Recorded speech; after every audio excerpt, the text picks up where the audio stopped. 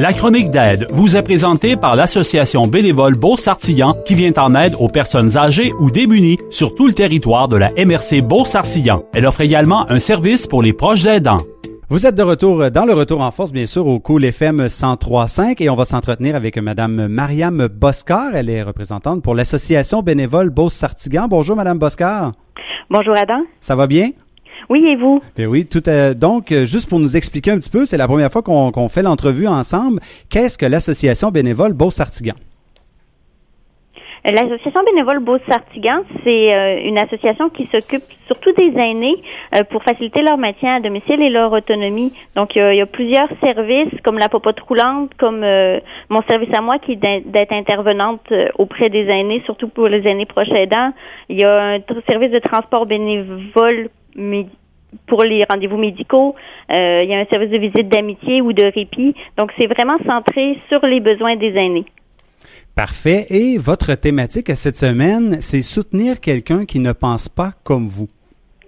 Oui, c'est sûr que des contextes comme celui qu'on vit aujourd'hui, avec le coronavirus, ça développe la polarisation des opinions. Donc, ça me semblait approprié d'en parler, mais ça peut aussi être approprié avec n'importe quelle divergence d'opinion qui a lieu dans la vie courante. Donc, c'est quand on a des conflits ou justement des disputes ou des désaccords avec notre proche, mais on l'aide, on est en situation où il y en a un qui est dépendant de l'autre. Souvent, on a l'impression que notre opinion devrait compter davantage. Donc, c'est de se souvenir que l'autre personne, même si elle a perdu l'autonomie, elle a droit à des opinions qui sont différentes des nôtres. Puis, et comment on gère ça, en fait? Et d'ailleurs, ces personnes-là ont beaucoup d'expérience de vie, donc c'est normal qu'elles aient encore des opinions, même si elles se tiennent moins à jour peut-être grâce à cause de leur perte d'autonomie, mais il ne faut pas oublier que ces opinions-là peuvent être très enrichissantes aussi, puis ça nous donne un autre côté de la médaille, si on veut. Oui, effectivement, se rappeler que les opinions qu'a la personne, elle les a formées avec toute sa vie, avec toutes les rencontres qu'elle a fait, ça permet aussi de relativiser les choses. Puis, quand on discute, ça peut être enrichissant, mais parfois aussi, ce n'est plus enrichissant. C'est-à-dire que si vous avez des points de vue qui sont opposés sur une question donnée, c'est peut-être une discussion qu'il faut arrêter d'avoir. Si la discussion, elle n'a pas d'impact sur votre vie de tous les jours, si, par exemple, la personne que vous aidez, c'était un chasseur puis que vous êtes végétarien, mais l'opinion qu'il a sur la chasse ne change pas votre décision de ne pas manger de viande. Donc, le sujet a pas d'impact dans votre vie quotidienne pour de vrai, en fait, à part le fait que vous voudriez être d'accord.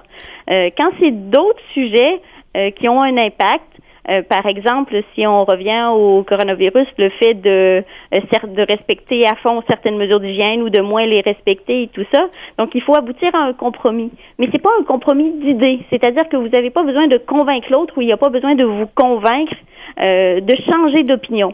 C'est un compromis d'action. C'est de dire, bon, tu penses ceci, je pense cela. Au quotidien, qu'est-ce qu'on fait? Donc, le fait de faire un compromis d'action sur les actions à poser, ça permet de respecter la liberté de penser de l'autre.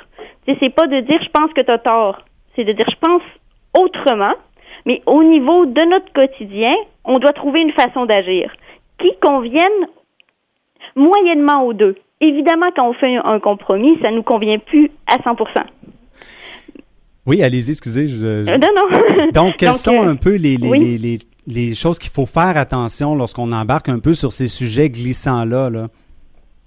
Les choses qu'il faut faire attention, c'est vraiment d'abord de prendre du recul, de dire pourquoi j'ai tellement envie de convaincre l'autre.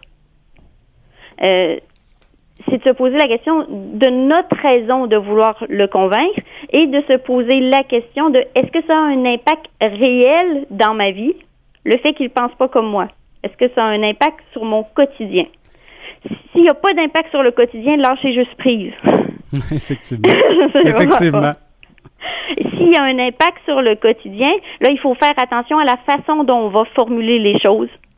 pour ne pas remettre en question toute la construction de pensée de l'autre ou de le traiter, par exemple, avec mépris ou avec pas de considération. Donc, axer vraiment sur le lien. C'est quoi le plus important, en fait? C'est votre proche, c'est votre conjoint, c'est votre mère, c'est votre voisin avec qui vous avez passé des bons moments, que vous aimez beaucoup. Au final, c'est ça le plus important. Donc, essayez d'agir en gardant le focus que le plus important, c'est de garder le lien. Ça peut aider à mettre de l'eau dans son vin pour le reste. Oui, effectivement. Est-ce que vous avez remarqué, peut-être plus depuis la pandémie, qu'il y a un peu plus de solitude, justement, au niveau des personnes qui ont besoin de proches aidants? Évidemment, il y a plus de solitude, malgré les efforts qu'ont fait le gouvernement pour dire aux gens que les proches aidants pouvaient continuer à venir et tout ça. Dans la pratique, c'est pas le cas. Donc et même ceux qui ont le droit, il y en a qui ont été tellement stressés par toutes les annonces, tous les médias, qu'ils osent plus tout court voir leurs proches. Donc ils se limitent eux-mêmes malgré les mesures en place. Donc oui, il y a plus de solitude, et quand à la solitude se rajoutent des divergences d'opinion qui peuvent inciter la personne à faire j'irai pas, j'ai pas envie de me prendre la tête. Donc ça accentue cette solitude-là. Est-ce que vous avez quand même réussi à bien tirer votre épingle du jeu malgré la pandémie? Est-ce que les bénévoles répondent aussi présents qu'avant? On a vraiment un gros problème de bénévoles présentement parce qu'il y en a beaucoup qui n'osent plus. Tout ce qui est en rapport avec le transport, par exemple, on a un gros manque de bénévoles au transport, on a un manque de bénévoles au répit.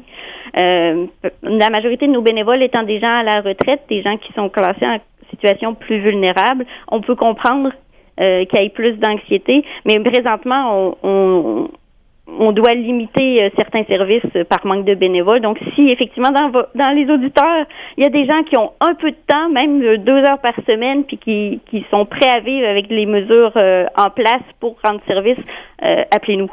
Comment on peut vous rejoindre à l'association bénévole Beauce-Sartiguan?